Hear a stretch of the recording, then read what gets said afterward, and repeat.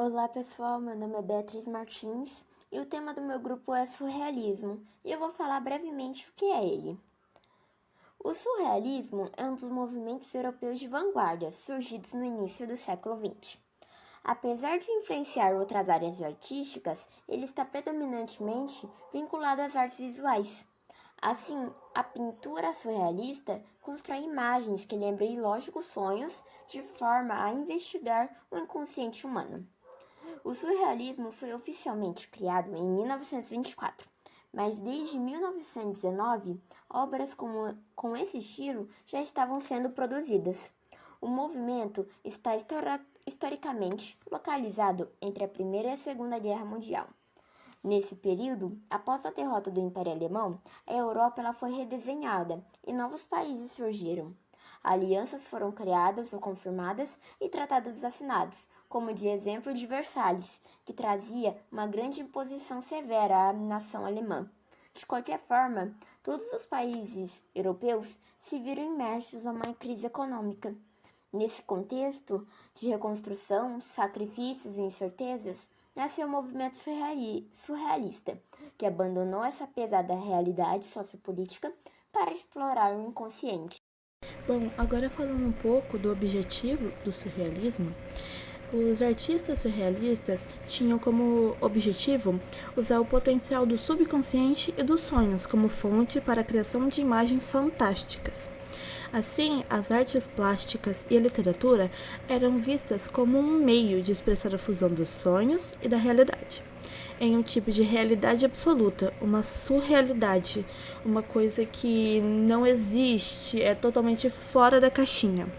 Na mesma época, o estudo da psicanálise estava em desenvolvimento por Freud, o que veio a impactar muito no surrealismo.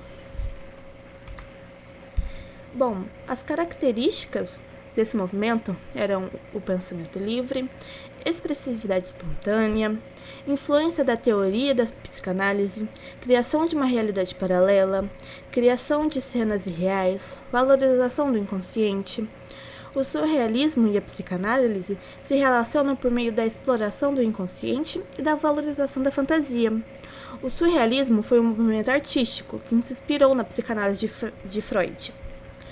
E a relação que esse movimento tem com a psicanálise foi uma corrente artística que se aproximou do irracional, do inconsciente.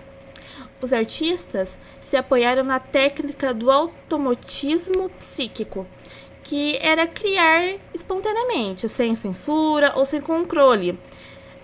Valorizou a fantasia e a loucura, permitindo o uso das reações automáticas. Propôs a expressão do pensamento como prescindisse do controle da consciência. Propôs a valorização da linguagem como ferramenta privilegiada para o acesso ao funcionamento real do pensamento. Oi, gente, eu sou a Raíssa e eu vou falar um pouquinho sobre as obras surrealistas. Eu gostaria de começar dizendo que, quando a gente olha para esse tipo de quadro, parece, nossa, que esquisito, que loucura, mas acreditem, existe sim significado para essas obras.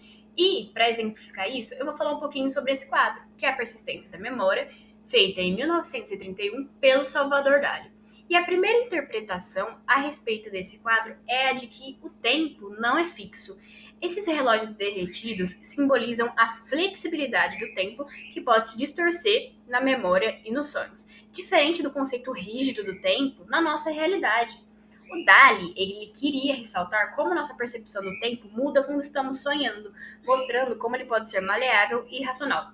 Esse conceito aí do tempo ser maleável, irracional, essa coisa dos sonhos também, já vem de algo que as meninas falaram, que é o de despertar o inconsciente. E continuando, eu não sei se vocês vão ver, tem um relógio aí que está coberto de formigas. Ele pode simbolizar a decomposição e o passar do tempo, associando-se ao medo da morte. Continuando, esse aí que vocês estão vendo é o Salvador Dalí, o autor da obra, e ele foi considerado o mestre do surrealismo. E agora eu quero que vocês olhem aqui bem para essa carinha dele. Esse bigode dele lembra alguma coisa para vocês? As máscaras da série La Casa de Papel foram inspiradas no rosto e no bigode do Salvador Dalí. Essa série ficou bem famosa, né, gente? se io muoio da partigiano, oh bella ciao, bella ciao, bella ciao, ciao, ciao, e se... Bom, pessoal, continuando, eu vou continuar falando sobre o quadro, só que agora é esse aí, O Espelho Falso, feito em 1928 por René Magritte. Eu vou dar uma descrição dessa obra. É retratado um olho que ocupa quase toda a tela. Ao invés de uma íris tradicional, vemos um céu azul com nuvens, e a pupila permanece negra, como em um olho real. Uma das interpretações sobre esse quadro, na verdade, é um questionamento. Estamos enxergando a realidade como ela é, ou apenas uma representação? Foi isso que algumas pessoas que analisaram o quadro disseram sobre ele. E temos outra visão a respeito também. Só que essa tem a ver com o nome do quadro, que é O Espelho Falso. Aí, ó, o espelho falso refletido pode ser ilusório. O céu no lugar da íris pode ser interpretado como uma tentativa de mostrar que a visão humana é limitada pela perspectiva individual. Então, estavam querendo dizer que nós, por exemplo, é cada um por si só, ninguém se importa com ninguém. Continuando, agora eu vou falar sobre o autor, que é o René Magritte. Ele foi um dos mais importantes artistas do surrealismo e é conhecido por desafiar as convenções visuais e questionar a relação entre imagem e realidade. Oi, gente, eu sou a TM e hoje eu vou falar sobre o significado de obras surrealistas dos artistas que eu escolhi. De Max Ernst, essa obra, também conhecida como O Triunfo do Surrealismo, é uma obra de arte surrealista criada em 1937. A pintura retrata uma criatura monstruosa e ameaçadora, com dentes afiados e gestos agressivos que parece ter saído de um pesadelo. A criatura ocupa quase todo o quadro e suas patas pesadas esmagam o solo com violência. A obra foi criada após a derrota dos republicanos na Guerra Civil Espanhola. Isso sugere a violência do franquismo, além de prever a ameaça das ditaduras fascistas que estavam por vir. O título em francês é uma ironia, pois a criatura representa o oposto de um anjo protetor do lar. Ernst, um surrealista radical, usou essa obra para expressar seus ideais políticos contra os totalitarismos. A pintura também inclui uma estranha criatura verde à esquerda, que parece tentar deter o movimento destrutivo do monstro. Essa criatura é Loplop, um pássaro que representa o alter ego de Ernst e sugere que os artistas têm um papel a desempenhar como testemunhas da história. Terminando de falar sobre essa obra, aqui temos o Max Ernst, que foi um pintor, escultor e artista gráfico alemão. Foi um dos fundadores do dadaísmo e mais tarde se uniu ao movimento surrealista, que foi o criador dessa pintura. Agora eu vou falar sobre a obra de Doroteia, de 1943. É uma obra de arte surrealista que explora o inconsciente e os sonhos. O título da obra é emprestado de uma das composições mais conhecidas de Mozart.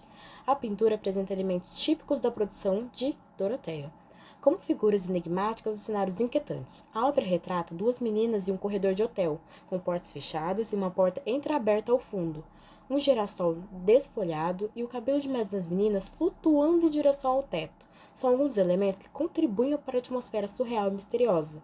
Doroteia foi uma artista deliberadamente surrealista e suas obras frequentemente ventilam seu inconsciente, desejos e paixões. A interpretação de suas pinturas pode variar de acordo com o observador, refletindo mais sobre quem as interpreta do que sobre a própria artista.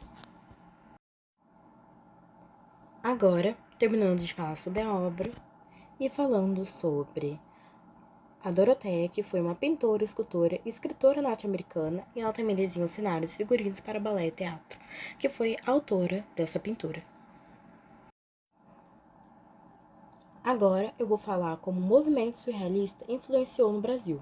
O surrealismo não aconteceu no Brasil, entretanto, acabou tendo certa influência em algumas artes visuais e obras literárias.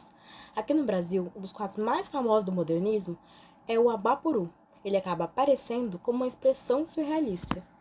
Bom, dando continuidade ao que a Taeme estava falando, e também Oswald de Andrade, que foi um poeta e escritor brasileiro, juntamente com a Tarsila do Amaral, eles fizeram um chamado Manifesto Antropofágico.